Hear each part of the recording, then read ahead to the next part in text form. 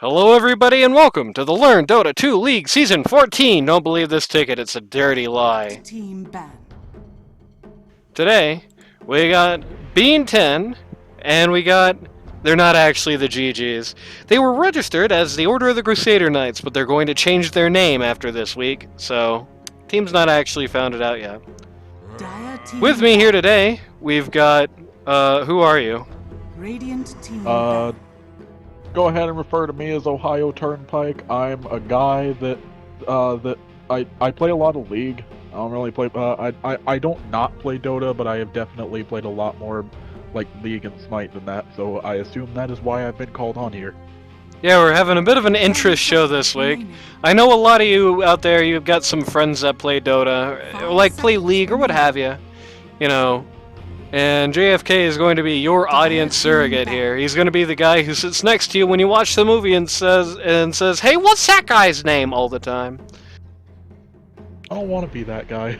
Well, that's who you're going to be. Bean 10 starting out with the Kunkka ban and the Ogre Magi ban here, which is, Kunkka, that's a London special. London, very well known for playing that hero. Ogre Magi, I think, might be targeted at Dexac, the stand-in for this week, on the not the GGs. Every season we have this not the GGs bullshit. On the other hand, the GGs firmly taking it to godlike Matt with bans on both Enigma and Pudge, two of some of his signature heroes.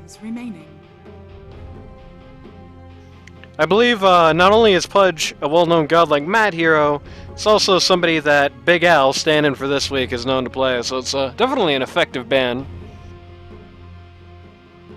You know, I remember back when I first took an interest in Dota, I ended up just really wanting to play Pudge at first because I was in my weird nerdcore music phase, and I found a song that some guy made that was just full of a bunch of Dota community in-jokes about how everyone hates Pudge.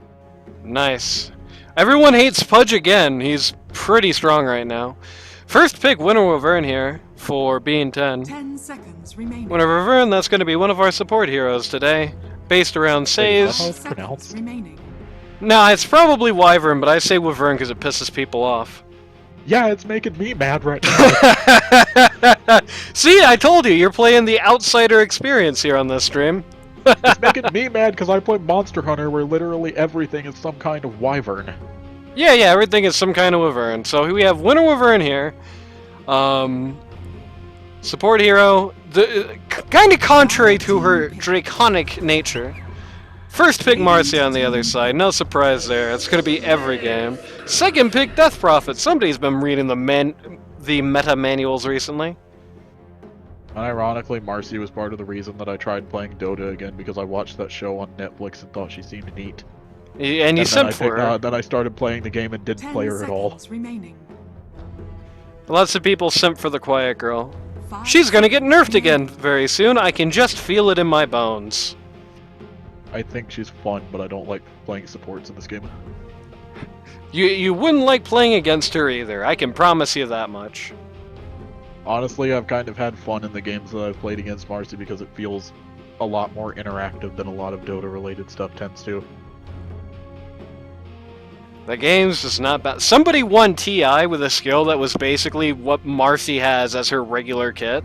And they have to pay money to get that skill. The old Aghanim Shard, Wait, right? What? So there was Magnus, right? They added these Aghanim Shards that are like the Aghanim Scepters, except different.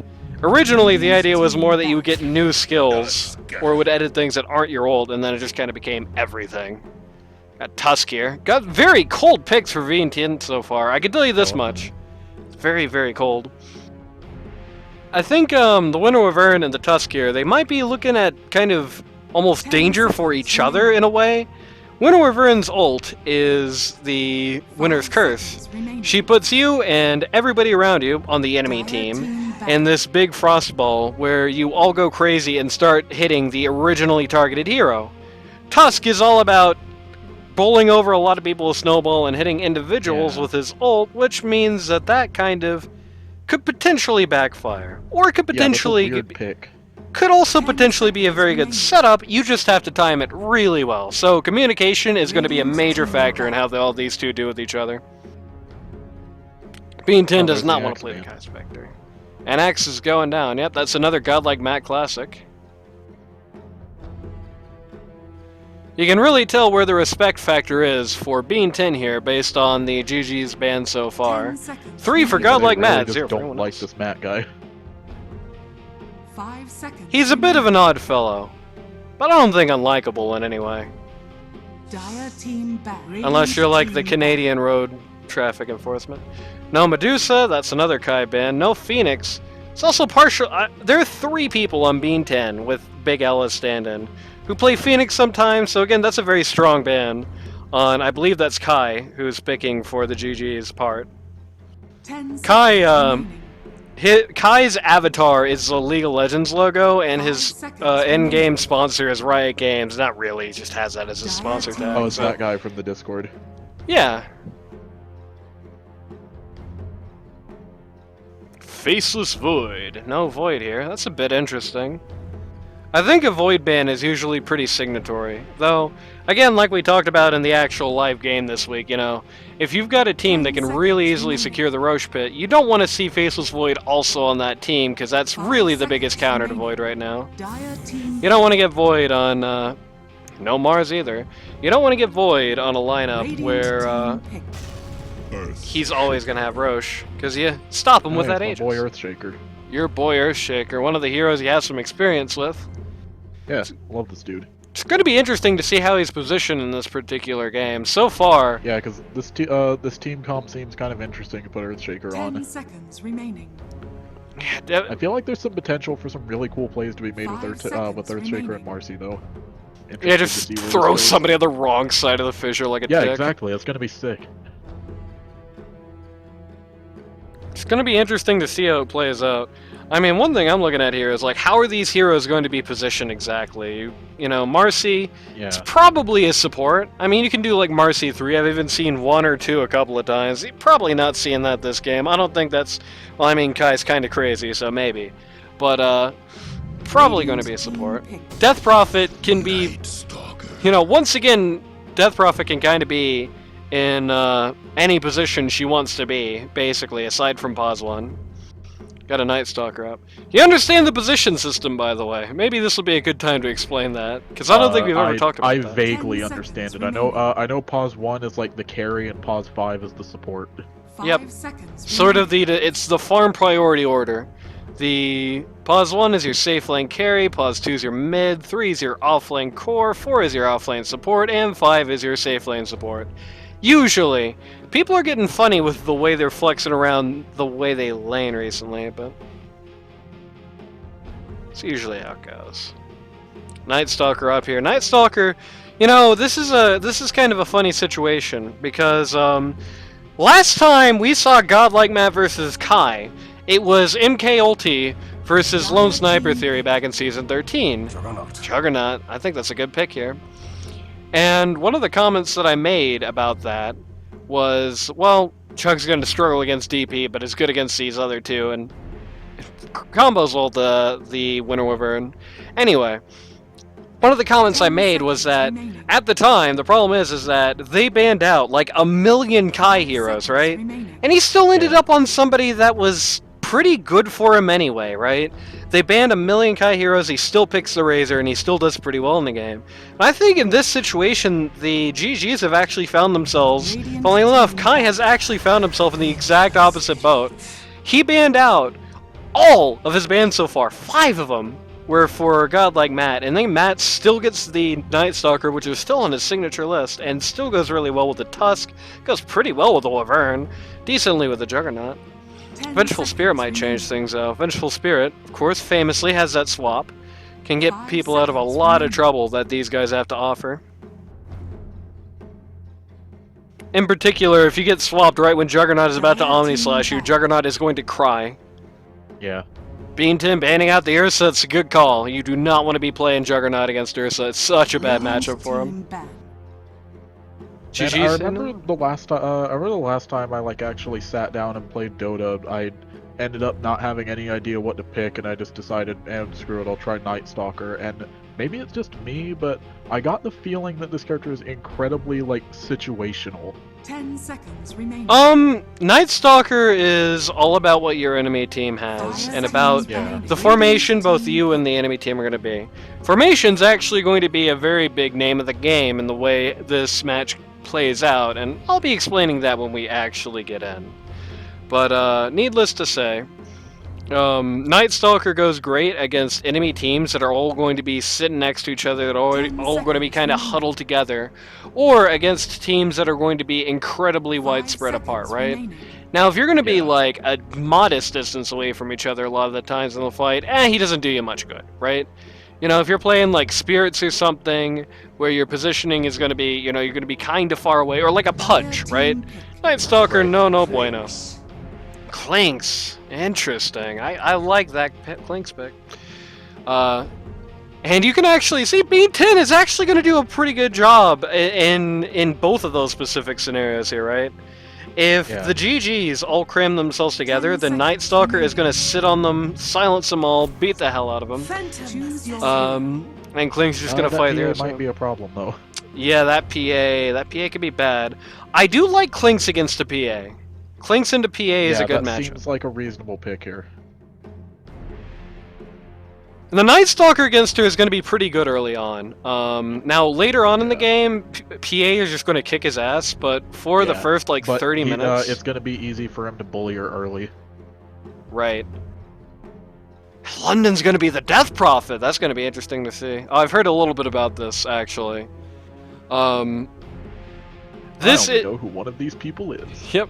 This is the only series this week where I know how this match ended, right? How this series ended, and the way I know it ended is the best way possible, because at one point I tabbed out while I was casting and I saw a bunch of... no, I'm not gonna say that. I will, I'll say that for when we're at the end of the show. Here's all the voice sounds you can use. Noise? That was somebody using 2 elephant trunks and then making Owie2000 say that Dota is a fun and balanced game.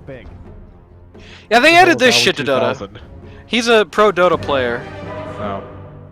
Yeah, I think that's. I think that was something that turned me away from a lot of like Dota adjacent stuff. Is just how it feels like the game just shoves esports down your throat 24/7, and I do not care at all. I tell you what I don't like as a caster is it's spamming stupid sound effects down your throat 24/7. Makes it a lot harder to concentrate.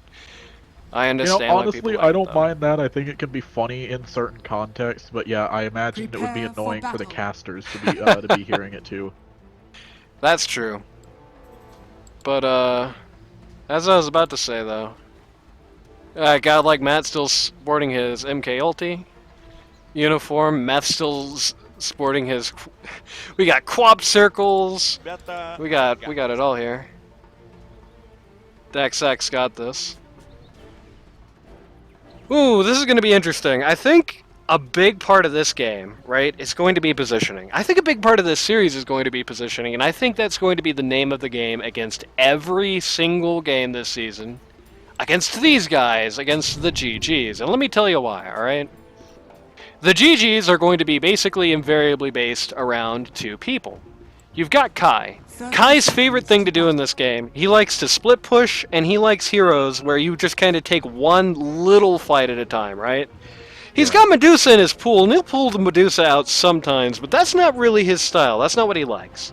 He likes heroes where he gets to split all the time, and when he wants to fight, he just takes 5 miniature engagements. Starts with your smallest guy, works up to your largest, right? But then on the other hand, you've got... That just kind of feels like the way I like playing this game most of the time. On the other hand, you've got London. London wants all your guys to be in, like, one little spot, right? He wants everybody that he's facing to be shoulder to shoulder like musketmen, and he plays heroes like Kunkka, like Puck. The DP pick. The DP pick here. That are basically designed to just blow formations like that away. So they want to create this damned if you do, damned if you don't situation, CombinationBean mentioning the Gills, where if you all stick together, then London will kill you all, and if you all split up, then Kai will just eat you one by one, and, you know, nothing good happens there, right? So you have to play this very tricky... Like an interesting dynamic. you have to play this very tricky balancing game of positioning, I think. Not like hero positioning, like pause 1, 2, 3. Yeah. I mean, literally in terms of where you physically are on the battlefield, I think, to... Yeah, because what it you want feels like done. there's also a lot of potential here for like Radiant's just courier barely has staying been out of killed. their engagement range. Right. And the interesting thing especially, is... especially with how they have a lot of ability to just like get around things. Like for example, just PA being able to basically just jump straight onto the backline whenever she wants, or like Night Stalker being pretty free in his mobility, Clink's being able to go wherever he wants. It Right. feels like they're gonna have a lot of really interesting positioning, especially when they get into team fights. Oh yeah, that much is for certain. I mean, one thing I was talking about, right? I was about to mention, you know, on one hand you have that, but on the other hand, how do you beat a team like that? You stay just close enough to support each other, and you use carries that either can position themselves super well or don't really care where they are ever. Yeah. Like, say, Juggernaut, who can Yeah, leave the Juggernaut battlefield. doesn't or care where he kill. is as long as there's someone he can hit. Or the Clinks, who can be invisible all the time and basically gets to, you know, he's really fast, gets to set the direction, gets to set his own pace, right? Night Stalker, who can just kind of hang out in the trees, come out and eat people, right? I think, you know, I think this, I almost said Quap Circles because I'm looking at this clan tag here. I think this Bean 10 lineup, I think this is a very good lineup for the kind of game they need to play against these guys. Yeah, But, this is gonna be interesting to watch. Certainly will be. But speaking of lineups, here's everyone's favorite part of the cast, the rundowns. While we're watching this little fight here in the bot lane. Ooh, that would have been a good time to hit Q, but unfortunately it's on cooldown for the Juggernaut. Position 1, captain of the team for Bean 10 and its namesake. One of those rare teams where the namesake's actually the captain and it's not Princess. We've got CombinationBean, she, her, on the Juggernaut. Pause 2, you've got US Danny, most toxic man except Howler in this league, on the Clanks. Pause 3, you've got like a fun guy. Pause 3, you've got God-like Matt on the Night Stalker here, one of his signature heroes. This will be a fun watch. Pause 4, standing in and actually out of where the normal position would be. You've got Big Al, who is standing in for Cryptic, having himself a little slap fight here with PA. Ooh, and the Void had a God-like Matt stops that. Not working out second. well. God-like Matt with a big save there at the very end of that exchange. And finally, you got Meth. Like Matt is a perfectly fine guy, but he's the kind, but he has the kind of username that me and my friends would make fun of if he showed up in our league games. Very sad. But you can watch his first blood here happen here after that fight. That's just a simple case of you know, Earthshaker probably wasn't called missing or anything. Anyway, pause 5 here. We've got the Winter Wyvern being played by Meth, who's usually the pause 4 on this team, but not today. And Big Al actually is going to go down. Actually, this whole off lane goes down. Kai immediately falls to follow. It's probably worthwhile for him ultimately. Yeah. Radiant's top tower But is under attack. it's going to be a smaller victory than perhaps you usually are going to see out of a double kill like that, considering this gigantic wave that everyone gets to eat. Been better. Yeah, gigantic And they wave. could have This picked a better time to pick that fight, yeah, because now they've got this huge wave coming into their tower. Right. So, meanwhile, on the Not the GGs, Pause 1, the former mid player for the Quap Circles, now facing his former captain, Kai of Riot Games. Pause 2, captain of the team, and on Team Witch Doctor, we've got London. Pause 3, we've got the big, the mighty, the only 3-time commentator, guest commentator, Vex. Pause 4, standing in for... Oh man, who is he standing in for, actually? I don't remember. We've got Dexac. Sorry to whoever the regular pause 4 for this team is. Is under attack. And pause 5, you've got Bliss, who used to rhyme with Chris, now he doesn't rhyme with Kai. He's taking a fight here with Tusk in the jungle on that VS. Yeah. It's Night Stalker o'clock, and this does not look good for Bliss. Yeah, that is not a good fight to pick. Ouch! Night Stalker ends up completely annihilating the support here. Interestingly, honestly, that was kind of a sus fight to pick, considering it seemed like they didn't know where the Night Radiant's Stalker middle was. tower is under attack. could be. I think that's just a traditional case of I am the support, I must ban with the enemy support kind of going on there. Wanted to clear out the Yeah. camp here to pull creeps, stop the lane from going to the enemy side, but this is interesting now because even though Kai got that double kill, Night Stalker's actually kind of walking all over him right now for the last hits. Currently up, well, he's only up 3, but he's certainly up a lot for the denies. The XP value, actually quite similar even though Night Stalker's died and Kai has not. Tusk is actually kind of being a little brave here, just walking right past the wave. It's another giant wave here for the Radiant offline. Yeah, jeez. Meanwhile, the exact same lane equilibrium going on here down to the bot lane. Meph is actually ending up taking some last hits here from CombinationBean. Meph, of course, traditionally a core player, playing support this season, trying to get some more varied experiences on his resume. Perhaps. This is not a good fight for Kai! Okay. Is going to... Oh my god, Matt. Okay. Matt almost just losing his mind there. Another level, that actually probably is a kill. Unless Kai just turns back around. Not the best time to try and go for the knife that there. was unfortunate. Big Al gets the BM tip on Kai. I believe Kai and Big Al are previously associated somehow, but I asked Kai after the game, he had no idea who this guy was. This is gonna be bad for Bean. I gotta be real with you, I do not know why Meph TP'd out there. That was... Maybe there was something really funny happening at mid. No, just... I mean... Comes in for the Death Prophet ult, but this hero cannot do anything about that. That was a very questionable TP, I gotta say. Right. And immediately, Vex and Xav, the Marcy and the Earthshaker. Pause 3 Marcy, by the way, as we predicted. Well, not predicted, but as we mentioned as a possibility. Oh, Bliss randomly just died up top again. Cool. Kai, this ain't a good idea. Yeah. Goodbye. Yeah, that's not... that ain't going down too well over there. My friend, this is Night Stalker o'clock. Definitely time of day you have to be very conscious, especially against Godlike Matt. Godlike Matt, very established Night Stalker player. You know, one of the things that you are always having to fight into when you're fighting against a player who's in his comfort zone. Jesus, action happening all over the map. Can a man make 1 point without him? Rewind this replay. Good thing I didn't do this live. One thing you always got to worry about when you're looking at a hero, like a guy playing one of his really comfort dudes is, you know, Godlike Matt, you know, the thing I say about this sometimes, he knows exactly where the period falls at the end of the sentence. He knows exactly the amount of punishment that his hero can take and keep on going. So when you take engagements like that where, you know, there's the chance, Clinks actually denies his T1 here. Kind of, that must be a little frustrating for Death Prophet.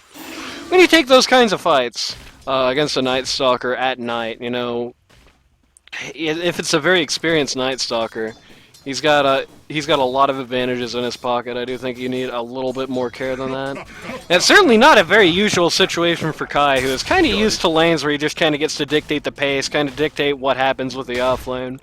Last time we saw Kai as a Pause 1 was in Season 12, and I think historically he did have some problems coming back from bad lane phases. You know, notably, you know, one of the playoff games where he was Luna. I think it was a... Yeah, I'm pretty sure it was a playoff game. He was Luna, and he just kind of found after that lane phase went down, he just wasn't ever really able to take the momentum back. Godlike Matt just completely diving under the tower here to eat the Vengeful Spirit. This lane is going really bad, really fast. Kai's actually moved to mid to try and get something done, but no such luck, just gets eaten by the Tusk lane combo. There is one bit of good news. Meph is basically certainly dead. Goodbye, Winter Wyvern. And it's one dragon knocked out of the sky. JFK, what do you think about how this lane phase is going? We're basically seeing the end of it now. Yeah, they're getting rolled. That is, Who's they? this looks like it genuinely was just like one bad play that turned into a really unfortunate steamroll. Right. And honestly, it feels like kind of. Although I will say that I can very clearly see where they were, where especially Kai had made a few mistakes that kind of led to the lane getting as bad as it did. I think that kind of reflects on an issue that I had with Dota, like in comparison to playing like League, especially where, in particular in like earlier laning phases, like this is fairly early into the game, and it feels like this is pretty. It feels like that lane is pretty decided already, whereas in League it feels a lot easier to just sort of it feels easier to play back and get your lane back to sort of a neutral position, not necessarily that you might be able to farm up to the point where you're winning your lane now after losing, but it's possible to, before a certain point, to like bring things back to a neutral position where you can kind of get a second chance. There's an interesting thing to say here, right? In Dota, this is it for lane phase. Lane phase is, you know, an early lane phase can be over. It's like 8 minutes. You know, normally you go like 10 to 12, right? This is kind of it what for League lane is phase. for the most part. And the interesting thing about Dota is that the main turnaround point in Dota is the early mid, right? Early mid game time, when it's all about, you know, when the pause one still usually gets fairly free farm over some of their more safe objectives, like most of the jungle. You know, there's probably going to be some relatively easy kills happening various points in the map. You know, notably, as bad as that top lane went for the Dire, you can see up here on the HUD there's actually, you know, they track the team's gold advantage, and it's still within 1k of each other. It's not a huge advantage. Yeah, the Dire offlane went almost as well as the Radiant offlane here. The only issue being, well, the two issues being, A, Night Stalker just scales better than Marcy does, just to be frank, and B, Night Stalker got a lot of his money off of PA's blood, whereas Marcy got a lot of her money just by kind of casually farming up here. This is actually a good situation here for the Dire. Bliss gets knocked out, but a guy like Matt, very, very nearly dead, only saved by these infused raindrops in his inventory. Tusk was not afforded the same luxury, he just went down like a clown. Yeah. Pat's actually coming back in. This is probably not the play you wanted to have happen here, brother. That's questionable. You know, there's a lot of people that Night Stalker can win that 1v1 with, even at low health at night. Not Death Prophet with her ghosts out. Kai finds Meth trying to ward here in the jungle, and twists him up. Oh, Walrus Punch. Vengeful Spirit going to take a fall for this. Very likely that PA gets away. Yep, US Danny not interested in this kill. Doesn't think he can get it. Not a bad assumption. PA is... If you don't have an eye on PA, there's a very good chance she's gone. She has so many different ways she can get out of a bad situation. Yeah. You know, you can see here the pause ones on both teams are both kind of struggling to make their ends meet. You know, Juggernaut here has had the kind of lame phase where... Yeah, it's kind of interesting seeing that this is a game where the carries are the ones that aren't really doing a whole lot just yet. It's not particularly untraditional in Dota. It's not rare to see games where the pause ones are at the lowest part of their net worth chart. The difference is going to be how are they going to be able to turn this around. Right. And I will say this much. Kai has a lot more time on this field than CombinationBean does, right? He's a lot more experienced at being a pause one. On the other hand, I do think Bean's itemization here is lending Juggernaut a better path to actually turning that around, you know, rather close to her Maelstrom. Sorry, Bean, I'm talking about Juggernaut, I swear. Rather close to the Maelstrom, whereas PA is not really that close to the Battle Fury, has had other expenses going on here. Getting the Maelstrom is going to be like a really major turning point for fighting ability, at least. Winter Reverent again, casually going down. Clink's kind of assumed there that he was perhaps in more trouble than he actually was, because there wasn't actually any detection there, he just kind of thought there was. Would there have been any detection? That's $1 million. Oh, there was a sentry up here. Okay. Ah, yeah. But he wasn't there. He was here. So that's out of that range. Yeah. Out of the range of that one too. I think he just kind of assumed. You know, he did. He did what happens, which is traditional for an assumption. A gift from the I goddess. think they always warn on that. I will say this much. I think one notable thing you can see here. I think Meth needs more of a game plan if things don't go well for him in the early game. We've kind of seen the winner over and wander around, try to ward, and die a lot, and it's just not been benefiting the team much. This ain't good for Kai. This is the wrong dude to just randomly see jumping on you out of a smoke gank. Well done here. Well orchestrated by the Bean 10 lineup.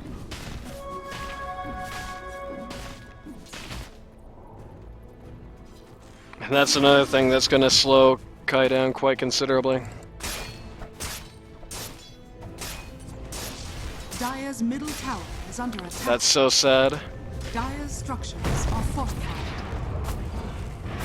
Radiant's bottom tower is under attack. Night Stalker positioned himself really well in that mess, just made it really hard for either Marcy or the Vengeful Spirit to do anything, though ultimately went for the Venge rather than the Marcy here. It's a much lower value target, unfortunately.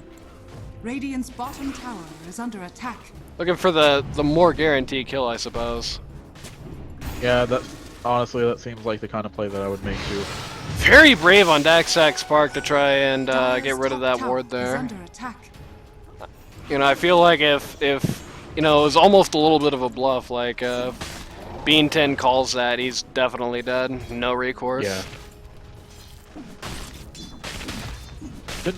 Something that I definitely like about Dota over other MOBAs is that it feels like it's a lot easier to just like, well, to just call to like just try for fluffs, because like vision is a little bit more not necessarily premium, but like it's not as easy to just like have vision over basically the entire map, especially earlier on in the game. So it feels like you have more potential for, you know. Oh, Tusk, making no! people think, ooh. Did Tusk think that was an illusion? Why didn't he snowball on that? Yeah. Very odd. Vex going in hard here. They do find the Wyvern. Night Stalker wants to do something there, but the opportunity is so long gone. Oh, that was so really interesting. I really gotta wonder what was going on in Tusk's mind. I think if there's a goodbye, Matt. Yep. Right into Vex's stash. I think if Tusk just immediately snowballs off of that, the second he sees the PA rather than trying to go for the ice shards, I think that's a kill. Yeah. Instead, it's 2 deaths, which that is kind of rough. But Bit yeah, unfortunate. I like how Dota feels like it's easier to like bluff with people. Like it feels easier to force someone to actually question whether or not whatever you're going for is what they think it is. Because vision it feels a lot harder to get vision like almost everywhere.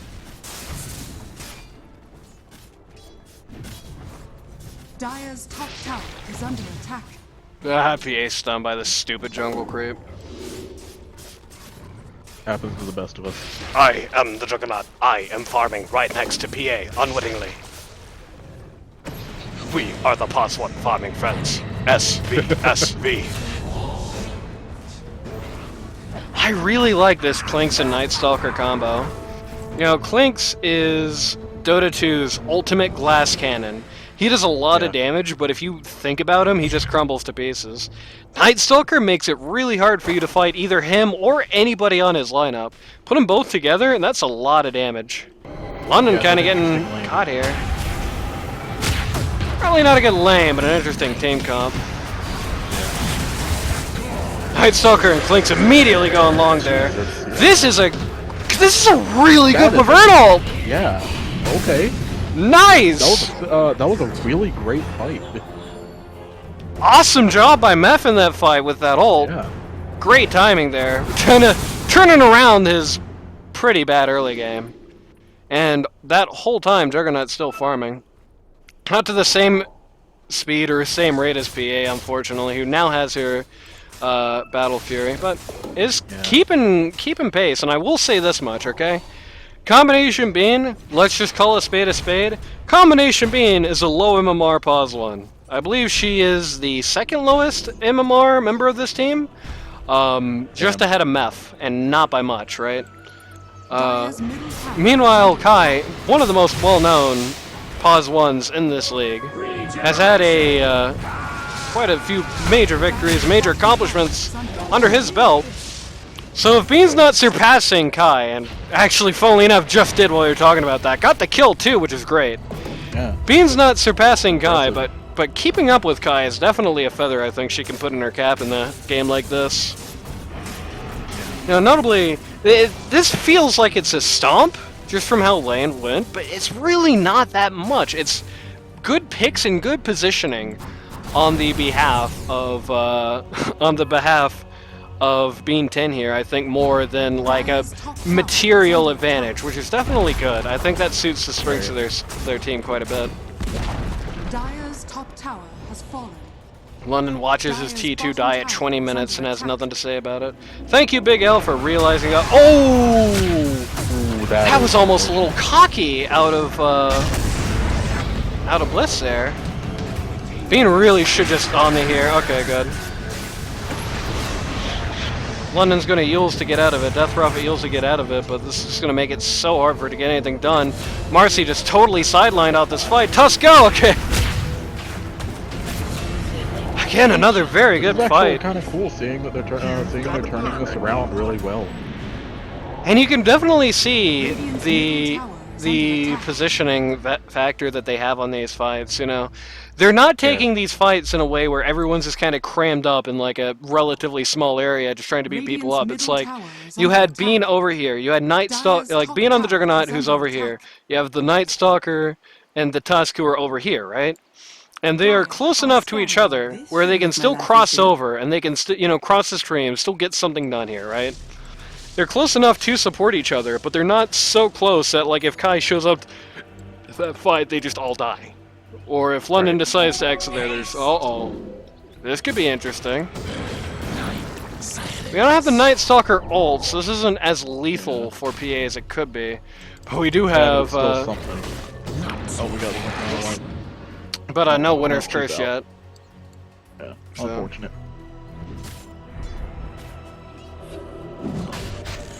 Death Prophet's gonna use this EXO to just casually take the Roche out here. Though Clinks did see this happen. I don't really think they've got a great shot at doing anything about this. Bean should not be observing this, for example. Oh, what is going on? Matt, oh my god, Matt has ult. Matt has the ult! Oh. Death Prophet died! No, Death Prophet's still alive. Roshan went down, but Clinks takes the Aegis! Okay, this that was something. I was not expecting that. I don't think the Jug needed to be there. But man, that was quite the fight. And also, Clinks finished it by slapping Bliss on the ass. Top tower is under attack. All right, well, that was impressive.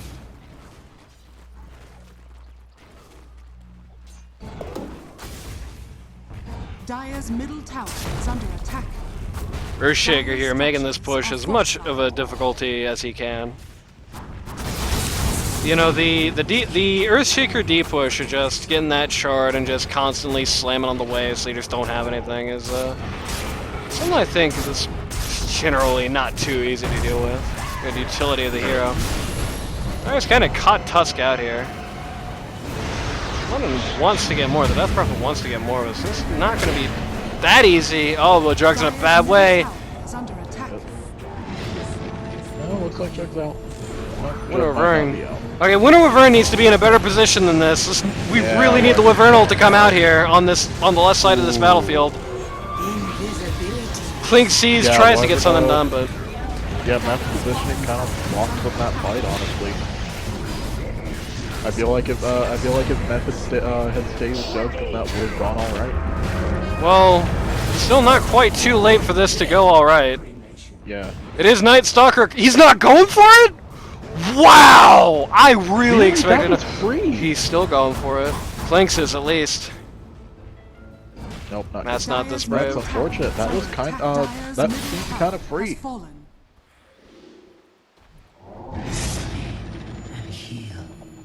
Not the best fight to take when you have the Aegis, especially considering Jug died there. I think, like I said, Meth was on the wrong side of the fight. Meth was looking for kills and not to support his teammates, and as a hero like Yeah. Winnow of Vern, that's not what you do. Yeah, if Meth was on the other side, I feel like that probably would have worked out just fine. He can ult DP like here, have two beating her up. It's just a really great opening to get something done.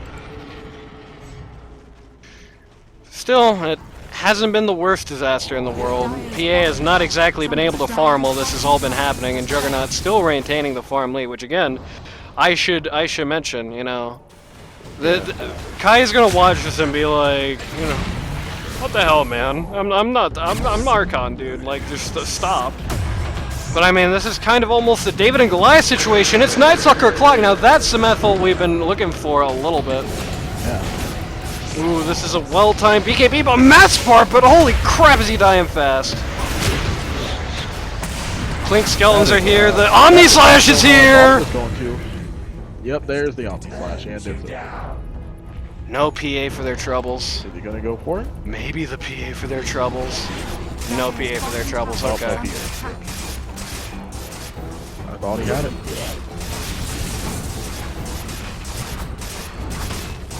If I'm Clinks in this game, I might go Orchid over the Daedalus here. I feel like the PA getting out is a problem that Night Stalker is having a bit of trouble solving on his own. And as much fun as killing everybody else on her team is, I mean, you probably don't want PA to be living every fight. Yeah. Still, I guess you can't argue with a free T3 at 25 minutes. Well, 26 we just Honestly, counting. no. Not really something you can complain about. And the Rex. You know they don't grow back, right? Oh, yeah. Okay, so they're not, so they don't function like inhibs. You know what does grow back, though? Lungs. Here's the funny... Here's the fantastic Anani 1200 game to play at home. Rip out your lungs and see how long it takes to grow back. Death Prophet, in what should be a pretty safe fight for her. Holy crap! Man, going deep for that one. Gonna take some punishment for it. Bean just kind of spinning around here, though. Bean not really coming back. Has decided to go in here, but not great against the Marcy. Yeah, I feel like greeting for the Marcy would have been a really bad idea, honestly. Does turn around, though. And so they walk away. 2 kills, no casualties, set of racks. Doesn't get the kill on PA, but PA had to sit here and, like, be here in order to not just lose this game immediately, so. And is queuing up the Divine Rapier. That might be a little bit of trouble. You know, the Night Stalker does have an ability here. Right. That, causes a lot of mischance. Wait, does he? He should. Does he just not have that anymore? Man, I'm behind the times. His ability. Okay, an MVM. Totally irrelevant, Lamau. Damn, fogey old commentator forgetting Dota moment.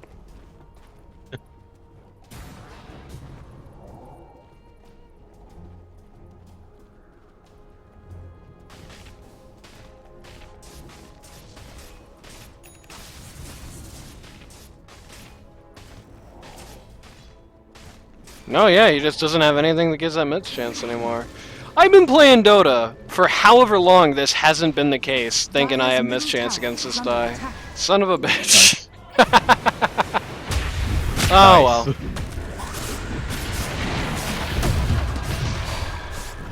Just maybe bit off a little more than he thought he was chewing here. Probably would have been an okay attempt if it was just Marcy alone, but PA there as well. Ooh, goodbye. Goodbye. Good luck.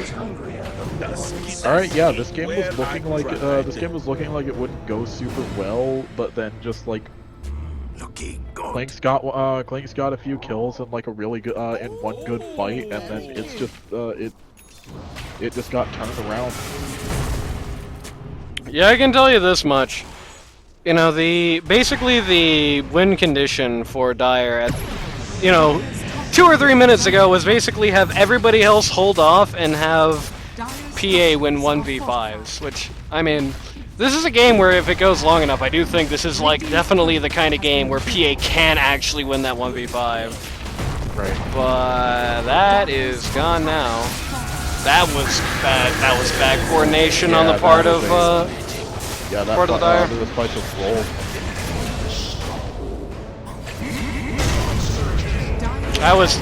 That was clear as day. Just Bean gets a scratch in the back there.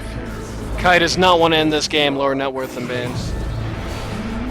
But as I was saying though, you know, the way that fight kind of started, you know, that's definitely right hand, left hand, not talking to each other there. Yeah. Good fight, EP. The swap, the going in on Marcy's part, everything just felt really awkward there. And that ain't great, considering that neither one of those guys is sustained. Dire's top barracks are under attack. Dire's top barracks is The thing I was about to say before that little kerfuffle started is that, like, you know, 5-10 minutes ago, the victory condition for the Dire was have PA 1v5. That ship is kind of looking like that sailed. That ship is sunk. And to say the least, without the ship being present there, yeah, that's not the best situation for Dire at this point. has been killed. Yeah. Tusk's courier randomly dies with his blink dagger on it. I'd cry myself to sleep. You know, Double that actually damage. opens up a chance for me to question something, because this is just a simple fact that I really want to know, coming from especially having mainly played League and Smite for most of my like MOBA experience. I still really don't get the point of Blink Dagger just being an item that takes up a slot, especially when in every other game there's like a function, there is a mechanic similar to it, but it's completely separate from your items. It feels, to me at least, I always thought it felt like it just kind of overcomplicated the game experience. Or, Well, not necessarily that it complicates the experience, but that I'm just not a fan of having something that's like that essential for a lot of characters and needing to sacrifice an item slot for it. the simple answer to that question is that's how they balanced the game. They balanced it around that. There's a lot of characters that are specifically balanced in, like, this character would scale better, but you are more or less required to buy Blink on them, so they're more or less down a slot. They have kind of walked back on that a little bit by making it so that the Blink daggers build into other items now. There's the Strength Blink, the Agi Blink, and End Blink, which are usually sort of niche sort of options that are just like a small upgrade once you're done with everything else. There was a patch where Swift Blink was really broken, but that's it. It's a balancing thing. You know, you either get to scale better or you get better mobility. And, you know, that's just kind of, the game was built around that fact.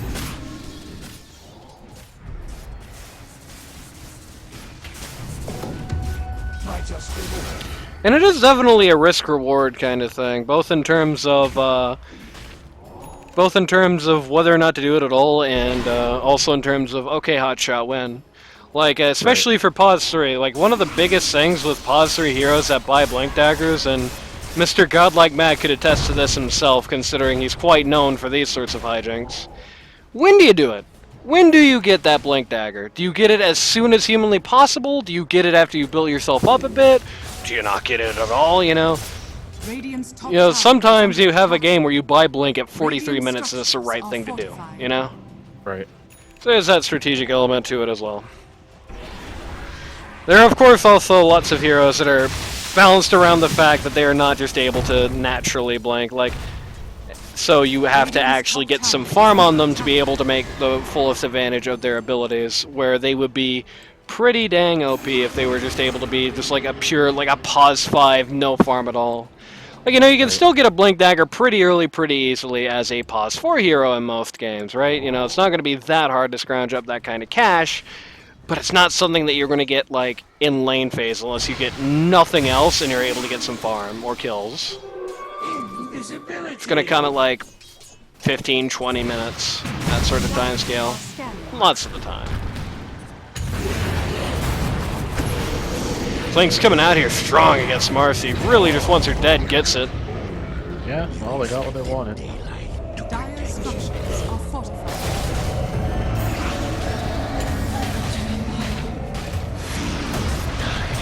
You can really feel London almost trying to play godlike Matt's godlike streak going down there. You can feel London almost trying to kind of playing with the ghost of bonus here, and just the way that VS is being employed in these fights. Big kill by Big Al, Yeah, that was big. and there's not even a revenge for it. Klink's in the perfect spot to follow that up. Wow. Coordination factor for the Bean 10 lineup here in this game really felt huge. I felt like it's really just the most deciding factor. I feel like there was just like a couple of moments in this game where Juggernaut's in kind of an awkward, oh, that's so sad for Shaker doesn't get the one kill he wanted the most! There's a few points in this game where, you know, the Juggernaut's in like an awkward spot, or like Tusk kind of goes in with not quite enough intel, or something like that. But those are pretty few and far between. We're looking at Megas. That's kind of what it seems like. We're looking at Megas. We're looking at a almost certainly done game here for the GGs, the alleged GGs for the Dire here. Yeah, looking like a GG. And at this point, certainly the material advantage is favoring the Radiant. I mean, it's a 31k net worth advantage. Ouch. But I'd say beyond anything else, beyond the amount of farm, beyond any amount of any of that crap, I think the first foremost thing that won the keep saying quap circles, won Beanton this game was just the amount that they were coordinating these fights. And if it's not being said on microphone, if it's not somebody like shot calling through these fights, then there's definitely some chemistry underlying here. Definitely turning out well for them. The reason, of course, that the GGs have not called their own name yet is specifically to troll me. Dire's courier has been killed. Miss Lick. Did he just ult and spawn? No, he didn't do that. What did he do? We'll never know. What was the mislick? We'll never know. This is so unnecessary. Of all the people to ult, why Bliss? Has the man not suffered enough? Like I said, you can definitely see, you know, he's London trying to play with the ghost of Bliss almost in this game. Got the GGs being called, and that's it. Not the ghost of Bliss, the ghost of bonus in this game, employing Bliss just to try as much as possible to just take the heat out the course. Bean Teen actually gives it to him quite a lot in this game. But the problem is that I feel like when bonus does it, a lot of the times it's like bonus dies and nothing else happens in the fight. Whereas unfortunately for Bliss here, what it turned out in this game is Vengeful Spirit dies, and then Klinks just goes and kills another two people, or Night Stalker just breaks through the line. Right. Very impressive Marcy performance on Vex's part. It's just a shame that Marcy doesn't scale at all. And I think the Divine Rapier on PA, if they were actually able to get that and actually able to live with it, which would be the more important part of it here, especially in light of Night. That would have been big. Especially in light of Night Stalker having the Abyssal Blade and the Monkey King Bar here, which really is just two pieces of very bad news for PA. With US Danny having that MKB and the crits, which is just even worse to hear. If PA was actually able to get that Rapier, able to get some good daggers out, some good random crits out, find a good entry point to the fight, I think there actually is a way to turn this game around. Like, I don't think... The 1v5 ship does sink eventually, though. I do think... yeah, there was a chance, though. Yeah, I do think, like, after the Rax at top dies, I do think that's just kind of, you know, there is no more hope for the comeback. It's over. So there you go, your first semi-organized Dota game cast. What do you think? We're game 1 of 2, I should mention. Yeah, I think that I am not. I don't dislike it, but I think that I am not like great at casting. Well, you have I- another I- game with which to get better.